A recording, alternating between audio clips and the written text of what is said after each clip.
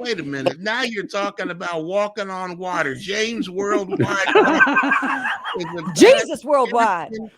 champion bass fisherman who walks on water. Is that how you win your trophy? Hey, if that was the case, that man, I'd have a lot more trophies because I would pull that number out every damn time.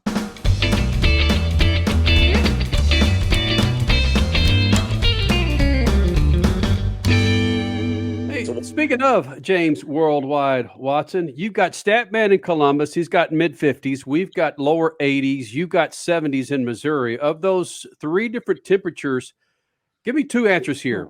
What's the best of those three temperatures to fish for some bass? And what's your favorite temperature to fish in? All right. I like Statman's temperature in the 50s. That's what I like the most. I especially like the water temperature in the 50s. And that's exactly what I got right here at Table Rock, right? 55-degree water. That's cold, 55-degree water. You can mix a drink with that. You could go chunky dunking. That's what I do. And polar chunky dunking. Let's get a chunky dunking instead of skinny dipping. I'm fat. Chunky dumping. Skinny dipping, or if you're fat like me, you go chunky dunking. Wow. Tell me you're not a fan of those polar dips, though. Seriously. Only when my friends get drunk enough to go do it out here off the bank. I'm a huge fan of it then. I don't do it. I'm not. Did you watch your friends? Absolutely.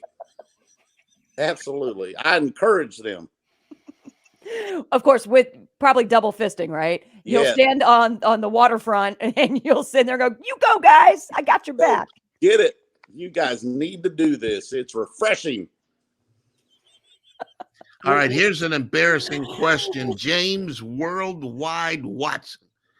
Embarrassing question. You ever slipped and fell on your boat and gone into the water? Speaking of chunky dunking. Yes, I have. Let me tell you, maybe 6-7 years ago, Lake of the Ozarks, I'm fishing a tournament. I'm by myself. It's the Saturday after Thanksgiving. It's a normal temperature type of November going on. And I have caught my 5th fish of the day, which give me a decent limit of bass. Again, I'm fishing by myself. I've got my Gore-Tex top and bibs on. It's a relatively cool day. I inadvertently kick a couple of my rod and reels overboard while trying to land a fish.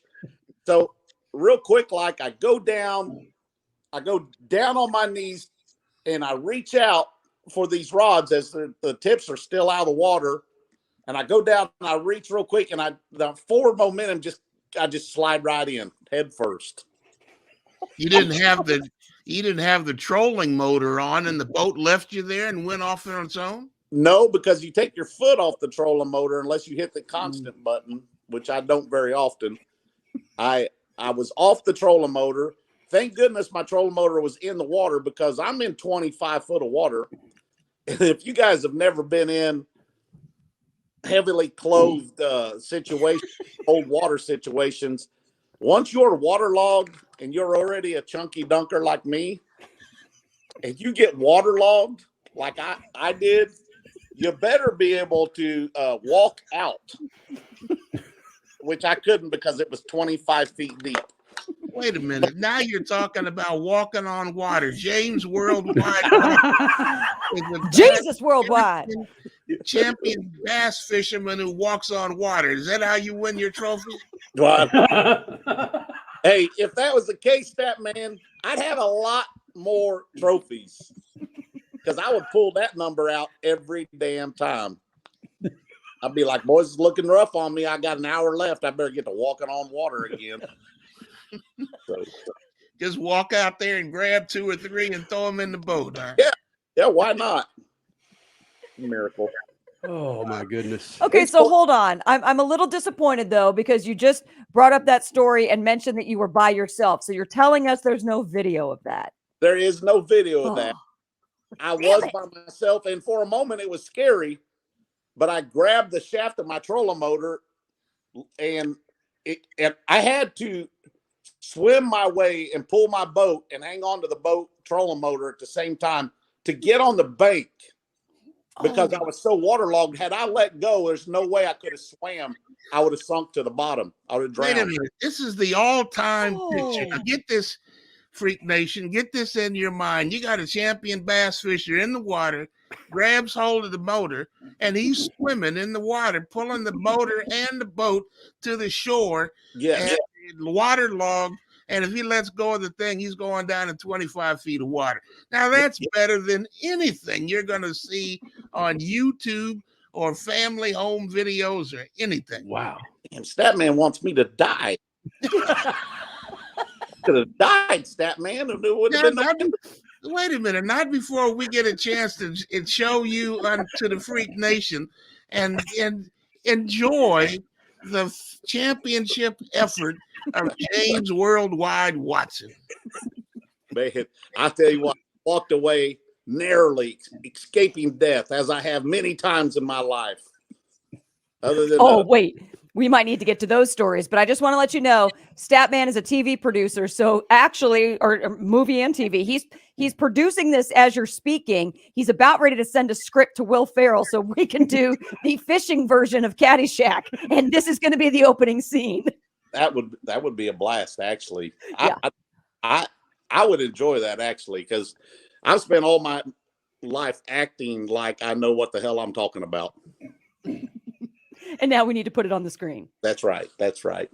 Well, the funny thing was there wasn't nobody around. And when I got to the bank and got up on the bank and pushed off and got back into my boat, guess what I had to do then? What? Derobe. I had to disrobe myself completely, buck naked birthday suit, because it was 40 degrees outside. Oh. So here I am. I always carry, that time of year, I always carry an extra rain suit in the boat just in case something happens. Here I am. I grab my old Army freaking the most raggedy ass rain suit that you could ever imagine, like plastic, and I had to peel it apart and get in these bottoms and then put this top on, and still had a 30-minute boat ride back to weigh my fish in. All right, now here's the bottom line. James Worldwide Watson, here's the bottom line to the whole thing, the whole story. The P.S. Did you win the competition? Absolutely won the Derby that day. That's it. Yes. That's all that matters. Wildest situations. I caught a 5.5 pounder that morning to get my day started. And on that particular bank that I'm speaking about, I caught my 5th keeper. And then shortly after, that's what happened. And I'm like, I'm lucky I didn't die. On top of it, I won the tournament and a couple $1,000. So you went in the water and the fish went in the boat. Is that the way it turned out? It worked out just perfectly. Just perfectly. Okay, so hold on a second, though. I've been to Lake of the Ozarks. Of course, I've been there for fun and for tourism. But that's some rough water, at least the area where I was. Tell me you were in rough water, calm water. What in the heck? Calm water, because again, big boats weren't out. And I thought I recognized you from Party Cove. That's where I've seen you before. Do you realize Kenny's my husband? Don't tell him. I was there with her with a 7.5-year-old. Oh, that's right. James, come on. We took our daughter. Be careful, bud. My gosh. Not a place for children. Not a place. Not on the water anyway. That Lake of the Ozarks truly is one of the most dangerous lakes in the country. Full of big boats, $1 million houses 10 feet apart for miles and miles. And that, again, November, the big boats don't get out. It's not as commercialized. And that's when goofy guys like me get out there and freeze your butt off trying to catch bass. So were you around any of these $1 million homes to see you buck naked? No, I wasn't. I was up Lynn Creek, which is near the Hurricane Deck Bridge, on a stretch of bank that really wasn't very residential. It wasn't a residential area. Good. Well, now that we're talking about Lake of the Ozarks, let's get into it. How true to form is Ozarks, the Netflix series, to what you know of that area, you being a Missourian? Okay. Good question. There's a few scenes in Ozark, the show, which I love, by the way. There's a few scenes in there that I can pick out where they're at. The Tomahawk Inn, for example, I believe that's the name of it, Tomahawk Inn, is not very far from the Bengal Dam on the Strip, going towards the Bengal Dam and the Strip. Also, there's a part where he is contemplating jumping off a cliff. That, too, is near the toll bridge at Lake of the Ozarks. The rest of the scenes on water are not Lake of the Ozarks. I believe they're in Beaufort, Georgia on Lake Lanier. I think I did read that. I believe it's Lake Lanier. If it's not Lake Lanier, it's one of the other lakes near Beaufort or Atlanta. But what about the trailer parks, man? When we were on the lake, you're right. We saw those crazy freaking houses. We didn't see any of those gnarly, double wides with doors missing and flames coming out of the backside. Where is that? Like where Ruth and her family live? Yeah. Yeah. Where I fell in at, upstream from there, it gets a little more, less residential, bigger pieces of property, dirt roads, and some not so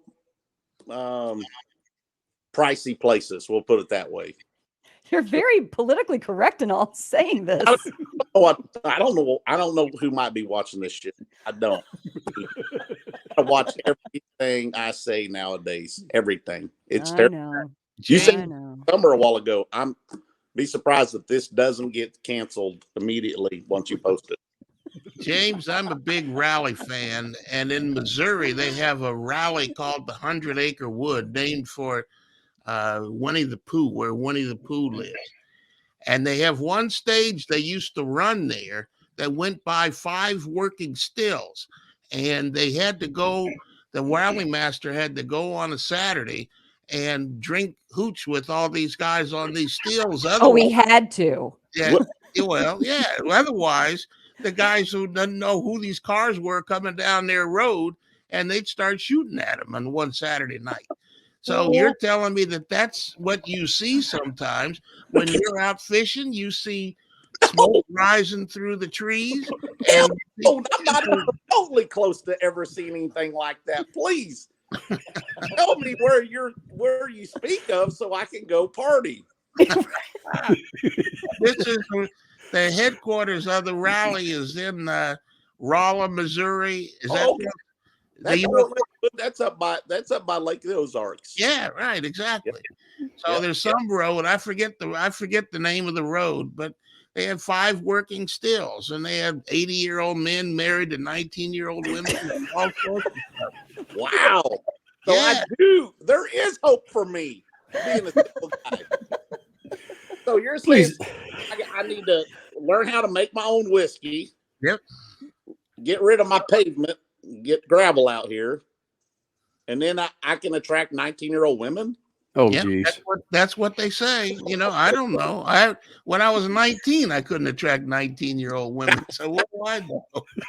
I bet you what's going on. Year-old women when you were 19. That's when you wanted 30-year-old women anyway. True. Right. Exactly. Let's just start at 25, James. How about that, buddy? Let's just start at 25. I don't want to do with anything that young. No way. He's like, I'm done. Just shoot. Just shoot me. Well, you've been to some backwoods lakes in your time. Have you ever run across some questionable people that were cooking some hooch in the woods? No, but I do have a funny story about questionable people. Do tell. One day, I swear to God, this is the funniest stuff. And I got witnesses because they were in front of me driving their boats. We were on our way to Kentucky Lake from here one day. And when you get almost into Kentucky, there's this very narrow bridge that you could barely fit 2 toothpicks head on together and get across the Mississippi River and Ohio River. Got across that into Wycliffe or Wycliffe, Kentucky. And as we're coming into that little town off the river, I look over and I see a 20-some-year-old woman with her hand. She's carrying what seems to be a baby.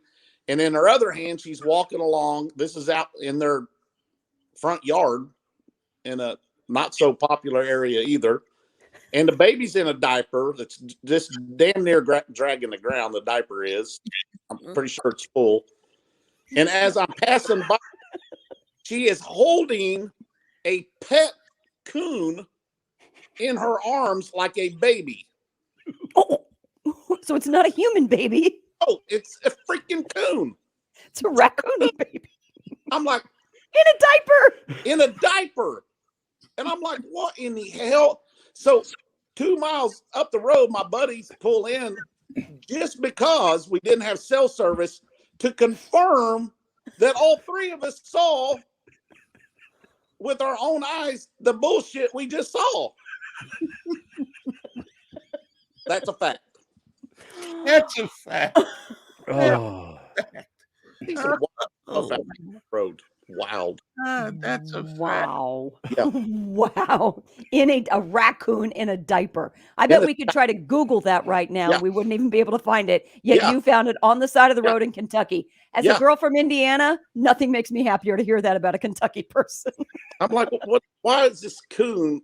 Now, of course, it wasn't like a Pampers or anything. It was wrapped up in a homemade like diaper. And I'm like, what is really going on around here? Was it a baby coon that just couldn't hold itself? Was it a coon that might have had it's time of the month? I didn't know what was going on. I feel this day. Never forget it. Okay, your name needs to change. Uh-oh. oh my gosh. What would it change to? I don't know. Yeah, I was just thinking about that raccoon baby fan.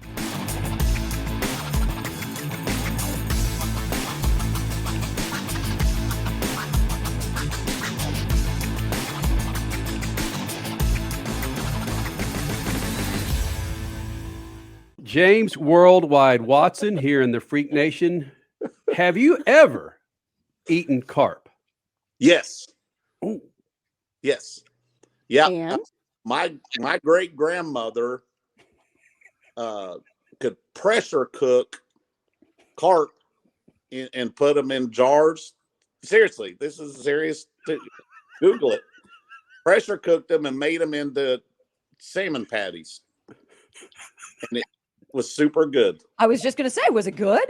Absolutely. Doesn't matter what the fish is if it's good. It was super good. Seriously, we went out and we gigged carp one spring where they were spawning all over the place here at Table Rock Lake.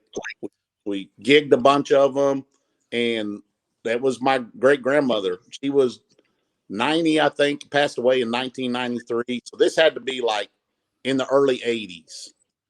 And just pressure cooked fish, carp. So, Wow. So gigging fish, you got to explain what that is to the okay. neophytes. Okay. That's not when you go down and you hunt for gator with your bare hands, is it? Well, one, I've never met a neophyte, a person that can't breathe. Why would they care? Oh, he's got you on semantics. Woohoo! Neophyte. I've never heard that before. I'm confused by your tactic stack, man. All right. So what does it mean to gig for carp? All right. A gig it's nothing more than a stick with a spear, and it has spears on it. I don't know, like a fork. Okay. And it has a barb on it that goes down and on a stick, and you just jab them and you got them. That's the best way I could describe gigging. You know how to do that? I know how. I haven't done it in a long time, and they do it a lot here in Missouri in Arkansas on the rivers, like up around Rolla on the Gasconade River, on the Piney River around Fort Leonard Wood, they'll sucker gigging.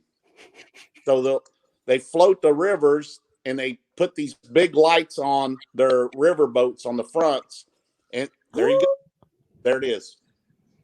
And they'll use these big LED lights, or now they're LED lights, and you'll see them going down the river, and they'll be they call it stabbing, and they'll stab suckers, which is a form of a carp, I think.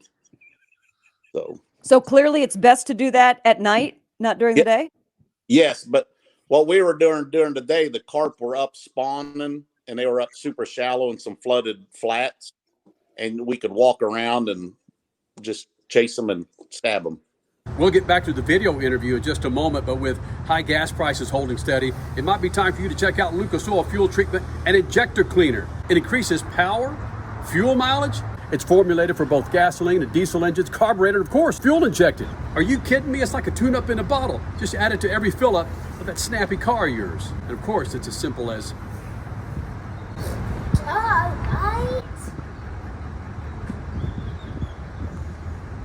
You get it. Now, back to the interview. Hey, crawdads or crawfish? I call them crawdads. Mm-hmm. Yeah. Hey, we got a crawdad here on the White River, which is Beaver Lake. The White River chain is Beaver Lake, Table Rock, goes through Taneycomo, Bull Shoals, and Bull Shoals goes into the White River. White River goes into Mississippi. We have a crawfish, our crawdad, here that's indigenous just to the White River, and we call them Table Rock lobsters. They get big, great big. Oh, yeah. Kenny, are you going to Google that right now? Yeah, I'm giggling that, man. Giggling? I'm giggling that right now. Crawdads, Table Rock Lake, or White River, and then you can say the name of them. I don't know all the fancy. So when you say they're kind of like, you call them your lobsters. Yeah. How big are they? Some of them get seriously as big as as 10 or 12 inches. I mean, giant. And we could catch them here in traps at night. For example, I got a crawfish trap. I got 3 crawfish traps. They're just wire baskets that got holes in the sides. I'll cut a couple of bluegill or panfish and put them in the trap in the evening, and in the mornings go run the traps. They'll get up shallow and they'll get in there and fill your trap up. Or sometimes you'll catch a handful, and sometimes you go down there and the trap is like deadliest catch. There's a full crab pot. Oh my gosh! Yeah, and you eat. They're all edible. They're all big enough to eat. And it's good. Absolutely. If you guys have probably been to crawfish boils before. Oh, true. Duh. Yes, of course. Same thing, except ours aren't mud bugs. Ours are the cleanest, clearest water you could ever imagine, other than the Great Lakes in northern waters. Our water's pretty dang clear here at Table Rock Lake, so they're clean when they come out, and we'll have a crawfish boils. We would use string and bacon as kids, go down to the creek or the creek, right? And then you try and slowly pull them up when they grab it. Yep. And to refresh my memory here, didn't we want the bigger ones that had a little red on their tail, or they were? You wanted the soft shell ones, is what you wanted. The color didn't matter as much to us growing up. We had some farm ponds. I grew up in Miller, Missouri, in Lawrence County, Missouri, not too far from Springfield, not too far from here, but we had a couple of farm ponds that had crawfish and crawdads. That's what they were. They were just full of them. And when we wanted to fish with live crawdads, we would stop, take the bacon or some chicken liver and do the same thing and catch enough crawdads to use as bait that day. But we wanted the soft shell crawdads, the softer one. Wow. So you mentioned something about the Great Lakes. You mentioned the temperature. Have you ever ice fished before? No, hell no, never will. No. Okay, there you go. No. That's for crazy people. and I'm not. But if very- you have the right amount of, I don't know what your drink of choice is. If you have the right amount of beer or whiskey, whatever, you wouldn't sit there in one of those tents that you can put around and just kind of chillax and enjoy. if it had the heater, and I knew that the ice was at least 93 feet thick, and we had a heater on, and we had a big screen TV, I'll go. Okay. So that's the only way. Okay. That's the only way. If you leave any of that out of the equation, I'm out. I'm not doing it. All right, James Worldwide Watson. We're going to try something new with you here. You're the perfect person to do this with. We're going to ask you some quick questions, either or, and I just want you to answer them as quick as you can. We're going to take, 72 seconds. Okay. We're going to take 72 seconds. Let me get my watch out here. That was the year I was born, so this is going to be good. 72. Ah, me too. Stat, why don't you go like the first three? Crasher go the next three, then I'll go the next three. Perfect. Okay, here we go. Ready, James? Here we All go. right. Dawn or dusk? Dawn, All right. Coffee or tea? Black Rifle coffee, Boxers or briefs? definitely boxers, Velvet or silk? velvet, Spring or fall? fall, Comedy or drama? comedy, Blonde or brunette? blonde, Athlete or scholar? athlete, iPod or streaming? shoot me in the head. When are we going to start this? Or Yeah. Yeah, we've been rolling, partner. We've been rolling. Burger or hot dog? burger?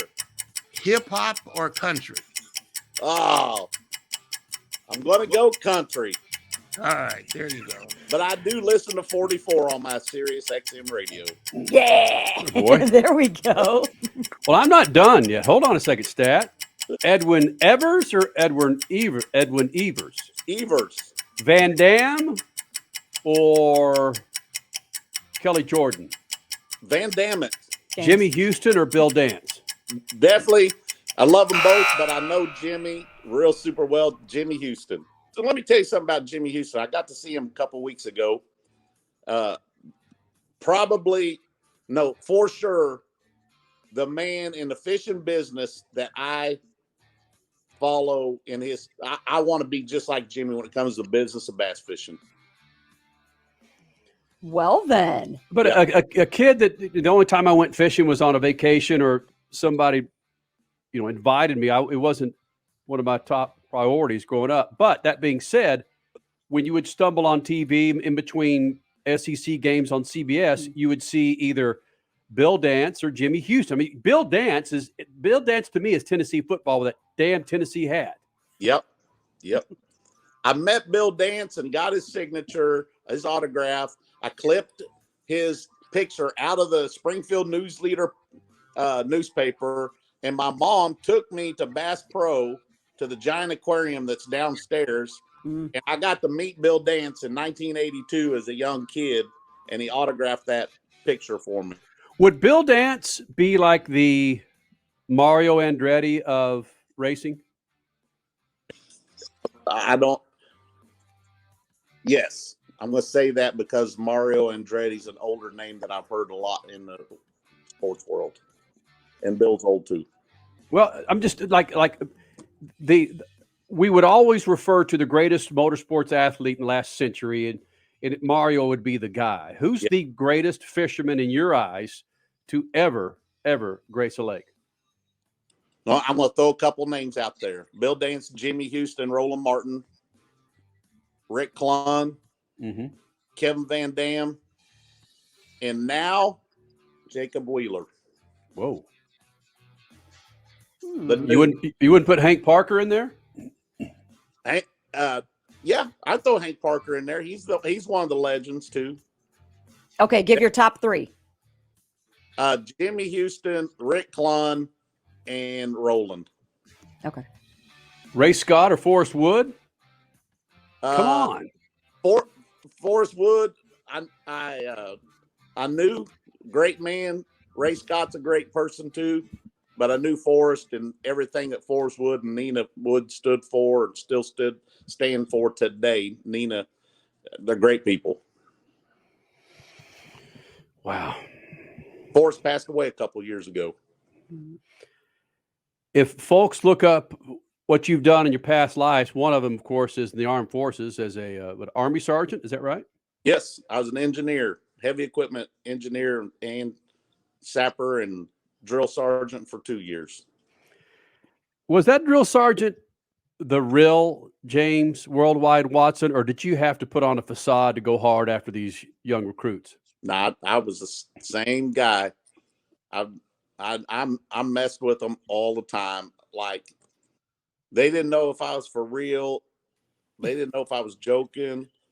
I just kept them on their toes. And then my battle buddy, Doug Muma, Sergeant Muma, I would get these troops fired up about something, and then Muma would walk in, and I was the good cop, and he was the bad cop, and we worked so good together. It was hysterical.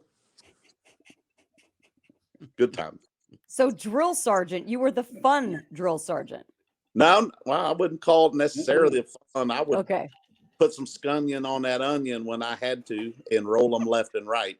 So, yeah, whatever the hell that meant, that's what we said back then. It sounds great. Yeah. Yeah. Put some skunkion on that onion? Put some scunion on that onion. I don't even know what scunion is. And I hate onions. That's what you slipped on that boat, some scunion. It got me right here, didn't it? Hit me right in the noggin. Hey, we were talking to you last week. I want to get this out there because I know there's a bunch of different emotions going right up into it. Last week, you were giving a tour, or what were you doing with somebody else on a boat? You sell tours? What were you doing? I had donated a trip to the Missouri Sports Hall of Fame, a fishing trip, a half-day fishing trip. And I made sure that I had time to do the interview with you guys and then go meet these guys at the boat ramp and take them fishing. So, and then you got to see the true emotions that I wear on my sleeve every day. Well, I mean, that's a lot. I mean, donating a half a day with you, that's crazy cool. Well, it is, considering that a full day with me costs $1,100. Yeah. Of fishing. Now, if you want to hire me for a seminar, it's $2,000 for the day. So, anyone overboard? Yeah, anybody, nobody died later that day. Although I seriously had, after visiting with you guys shortly after that, I had to put a fake smile on and go meet these guys, and then talk myself off jumping off the bridge with a raccoon in a cloth diaper. Mm-hmm. Yes, a homemade diaper. A full diaper that was bumping the ground. Yeah, now the kid's diaper was full. It was definitely dragging the ground. It's like somebody needs to change that kid's diaper, and not me, because I don't do that. I don't. Okay, so wait a minute. The story just changed for me. Yeah. So she was carrying both a baby in a diaper, a human baby and a raccoon baby? He had the baby in by the hand walking. The baby, who probably shouldn't even been wearing a diaper. I mean, this was an exceptionally tall baby, I guess, but seemed to be walking fine other than the poopy diaper. So that's how you get them old enough. That's how they fill up the diaper. That is true. Sometimes I should be wearing a diaper. Sometimes accidents happen, Stat Man. Yes. And I can imagine you could fill up one just like me. Like a grizzly bear. Okay, so you're blessed to have awesome sponsors like General Tire for fishing, but I'm just going to throw this out there because your personality is amazing. If Depends were to come to you and say, I want to be all over your shirt, your boat, your everything, would you go with that? I'm all in. You would wear their diapers. Tampax come to me. And I would be, let's ink this up. Let's ink it up in blood. I don't care. Let's go. Oh boy, I'll just leave that there. Yes. You have fun with your General Tire coffee talk, don't you? Yeah, Not as much fun as this because you guys are really getting deep into the weeds with me. I have to pull everything out of everybody else. So, did you guys see the one where Brent Ayler jumped Brett Hite? No, I did not see that one. On his bicycle? Yeah. No. So Brent Ayler, the Bass Pro Tour angler, Yeah. very successful angler. I mean, this dude fishes circles around me. He's a very avid bicyclist. Cyclist? What do you call them? He rides a damn bike a lot, like a mountain bike. Whoa.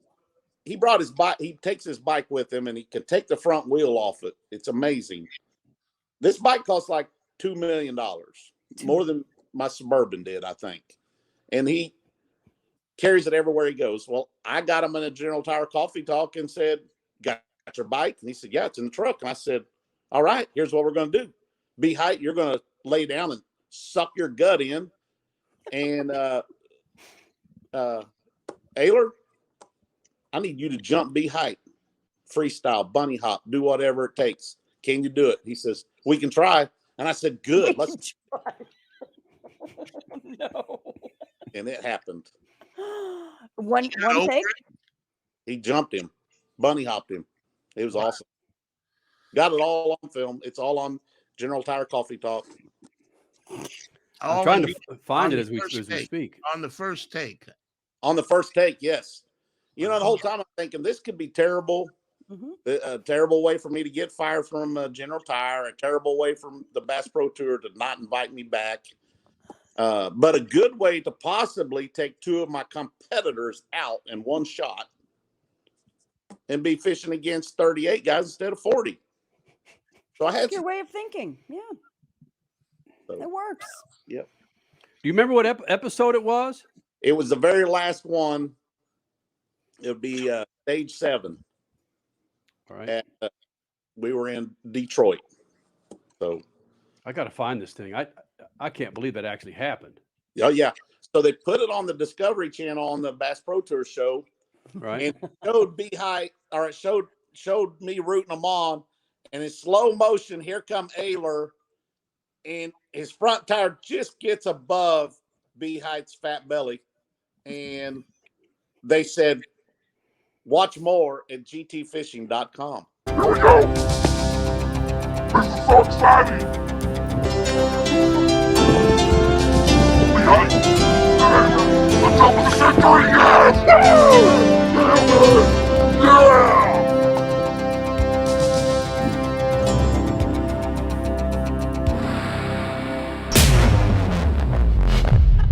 Oh my God! Nobody died! You guys think motorsports is dangerous? Try bass fishing. Look what we do. We jump people on bicycles. And belly bumping. Yes. Yeah. Chunky Duncan. Man. Duncan. Belly bumping.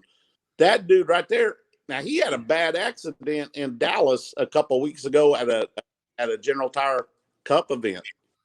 And he endoed, basically broke a rib or two, and punctured a lung. Oh, and didn't know it for like a week. So Ayler, if you're listening, hope you heal up, good buddy. Holy crap. Did not know it for a week. Oh boy. Well, 2022, let's don't be a stranger. All right. All right. Call me anytime. And please, whatever you do, find some new app that I have to download on my phone. Because you love that. I love it. Please, let's not use this one again. Right. Yeah. Now that I know how to maneuver my way around the internet. Oh. Is this going to be your new motto here? Yes. Yeah. You like that? Right. I don't know how I'm going to get that link on my website. So, Whip-Ass. Kenny, will you kindly send it to him? Yeah. Whip-Ass Wednesday with Watson. I will. With Worldwide. Did you like Judas Priest growing up? Yeah. Yes, I did, actually. Let me think of. Give me the most popular Judas Priest song in the mid-'80s. You got another thing coming. You got, got another thing coming. And then living after midnight. Yeah. Living after midnight. With this guy, right? should kick off Who is it? maybe your next album. I'm about to whip somebody's ass. Aren't those pipes just the best? Who is that? I don't know. Who is that, Kenny? Bruce Arians, former head coach of the Cardinals, used to play this in the locker room. Hello, it was Tyrann Mathieu who found this and played it. I'm about to whip somebody's ass. Can I do it in the painkiller voice? Oh, I'm about to whip somebody's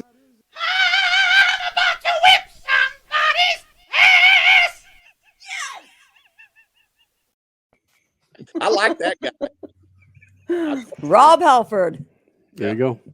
I partied lead with him. singer, Judas Priest. Yeah, yeah. You come out there at 5 o'clock in the morning before the sun rises above Lake Cherokee, play that out there on your beater. You get old Van Dam, you get old Edwin, don't call me Evers out there. You get them all fired up.